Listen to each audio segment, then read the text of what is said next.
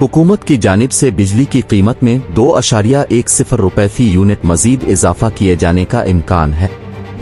सरकारी डस्कूस के सारिफीन के लिए पहले से महंगी बिजली मजीद महंगी होने वाली है, जिसमें एक माह के लिए फी यूनिट कीमत 2 रुपए 10 पैसे तक इजाफे का इम्कान है। इस सिलसिले में central purchasing power agency CPPA की जानिब से नेपरा में दरखास्त दायर कर दी गई है। CPPA की जानिब से बिजली की कीमतों में इजाफा माहाना फ्यूल कास्ट एडजस्टमेंट FCA की मद में मांगा गया है।